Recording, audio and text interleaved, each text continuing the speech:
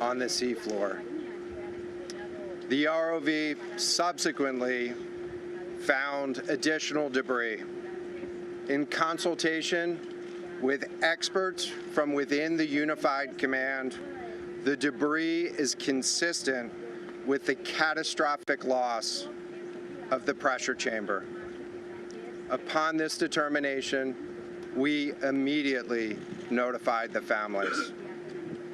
On behalf of the United States Coast Guard and the entire Unified Command, I offer my deepest condolences to the families.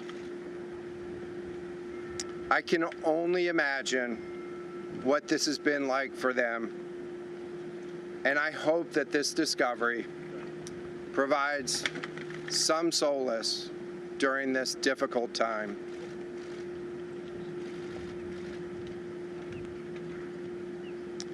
Additionally, we've been in close contact with the British and French Consuls General to ensure that they are fully apprised and that their concerns are being addressed.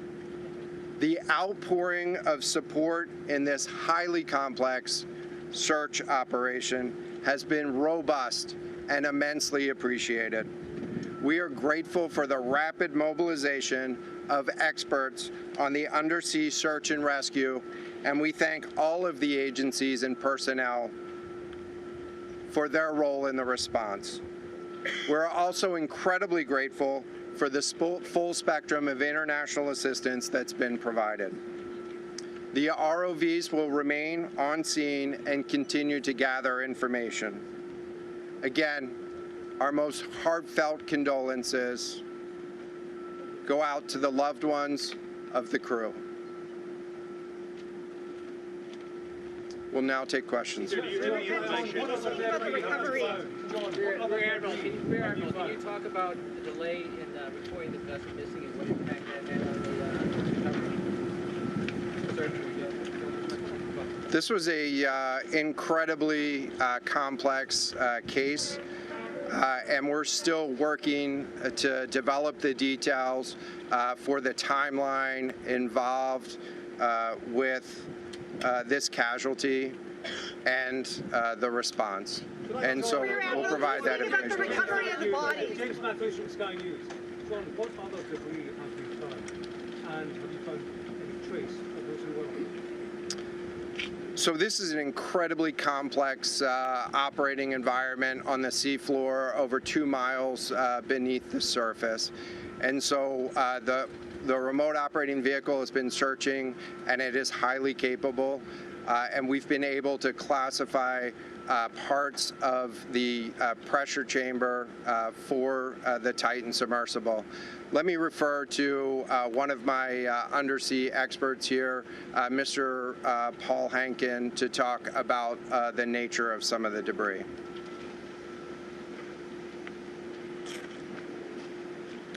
Thank you, Admiral.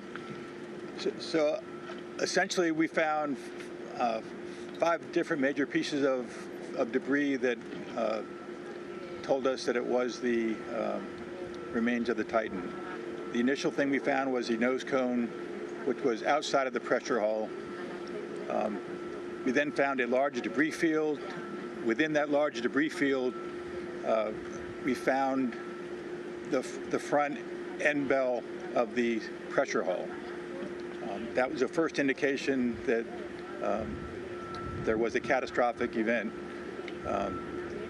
Shortly thereafter, we found a second smaller debris field. Within that debris field, we found the other end of the pressure hull, the aft end bell,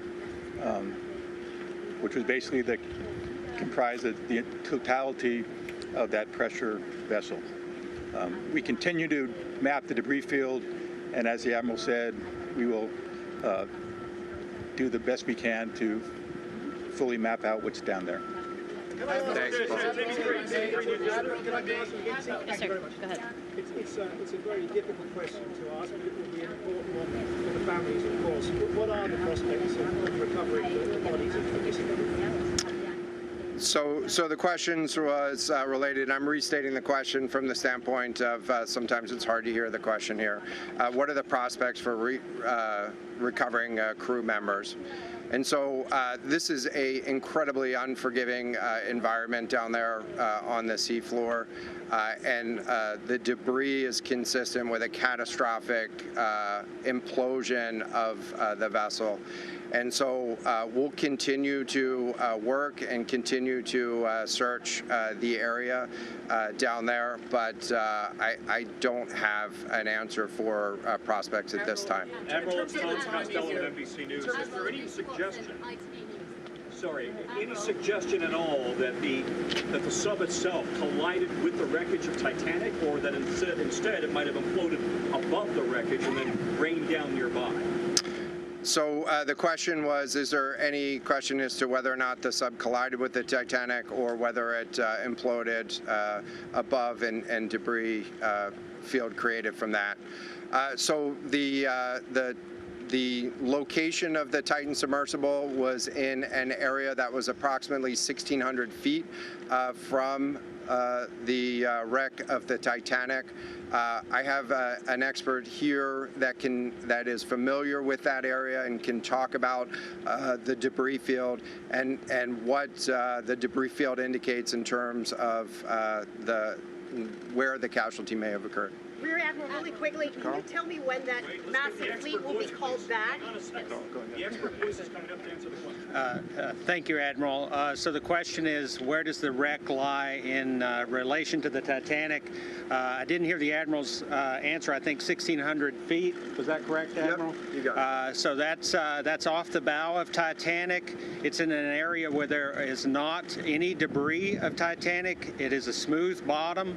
To my knowledge and anything I've seen, there's no Titanic wreckage in that area. And again, 200 plus meters from the bow, and consistent with the location of last communication for an implosion in the water column. And the size of the debris field is consistent with that implosion in the water column. Thanks. What would cause the question in terms of the timing here? You say that this was a catastrophic implosion.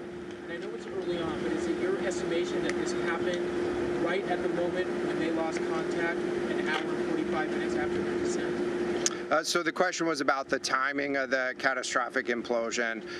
Right now, it is too early to tell with that.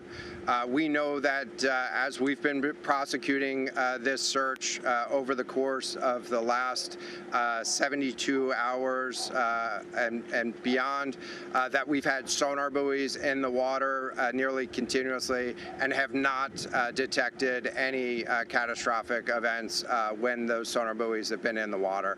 So. Can you describe what happens from here, sir, in the next days and weeks in terms of finding any more debris? What happens from here? So we will, the question was what happens from here, what's the next phase? And so right now, again, our thoughts are with the families and making sure that they have an understanding as best as we can provide of what happened and begin to find some closure. In terms of the large process, we're going to continue to investigate the site of the debris field. And then I know that there's also a lot of questions about how, why, and when did this happen. And so, you know, those are questions that we will collect as much information as we can on now, while the governments are meeting and discussing, you know, what an investigation of this nature of a casualty might look like. This is something that happened, I'll just remind everybody, this is something that happened in a remote portion of the ocean with people from, you know, several different countries around the world And so it is a complex case to work through, but I'm confident that those questions will begin to get answered. In the UK, is there any suggestion that time factors, speed, anything could have prevented this or saved 5 people on board, or is this quite simply a catastrophic accident? The question was there any suggestion that time factors may have played a role or consideration in the casualty here? And so the debris field is consistent with a catastrophic implosion of the vessel. Again, while we were prosecuting the search, we had listening devices in the water throughout and did not hear any signs of catastrophic failure from those. And so we're going to continue to investigate, or we're going to continue to document the information there and understand, based on all the information we have, the timeline. And you were listening to a news conference there with Rear Admiral John Mauger with the U.S. Coast Guard, confirming that those 5 people on that submersible have perished, saying that it was, quote, a catastrophic implosion. Also mentioning that the why, how, when did all of this happen is still unclear, but wanted to make sure the families of those 5 people you see on your screen right there were notified before they held this news conference. I want to go to Roxana Saberi, who is in Boston, has been there for several days covering this. A lot of people hoping for a miracle, but obviously as the hours went on, knowing about this supply of oxygen that they had and the fact that this was not a submersible that had been approved or certified by any regulatory body, many people had feared the worst. Roxana? Yeah, Jerika, as you mentioned, we just heard from the Coast Guard here in Boston. The Coast Guard has been overseeing and leading the search efforts, and Rear Admiral Mauger did say that a remote-operated vehicle that was deployed by the Canadian commercial vessel Horizon Arctic had found some debris about 1,600 feet from the bow of the Titanic on the sea floor, and he confirmed that this was consistent with the loss of the pressure chamber. He said it shows a catastrophic implosion of the Titan submersible that has been missing since Sunday morning. You know, as you said, people have been holding on to hope that perhaps the 5 passengers on board were still alive. We had heard reports of banging noises that were that were emitted every 30 minutes on Tuesday and Wednesday, but we had not heard any updates on that since Wednesday. So people were hoping that perhaps the passengers had survived, but now we are hearing that there were 5 pieces of debris that were found, and they were all belonging, they said, to the Titan submersible. So they are still investigating, trying to determine the timeline and what exactly happened. But again, they said everything points to a catastrophic implosion of the vessel. Jerika? That's right. And those remote-operated vehicles will remain on scene. I want to turn now to CBS News Sunday morning correspondent David Pogue. He joins us now. David, you went on board the Titan last year for a story about the sub and interviewed the CEO of OceanGate. Can you tell us your reaction to all of this? I mean, you were on this. I know you didn't get that far into it, but what an experience and a tragic ending. It's a complicated brew of emotions. I haven't completely processed the fact that Stockton Rush, the CEO, the designer of the sub, the pilot of the sub, is gone. I spent 9 intense days with him last year on the Horizon Arctic, the very ship that has just discovered the wreckage, and P.H. Nargeolet, one of the most dived Titanic experts in the world. These were amazing guys. These were adventurers. You know, these are not like me, possibly you. They thrive on risk and danger and exploration, and it's hard to think that they're just gone like that. Yeah, we'll have much more, of course, later on. David Pogue, we thank you so much for your analysis.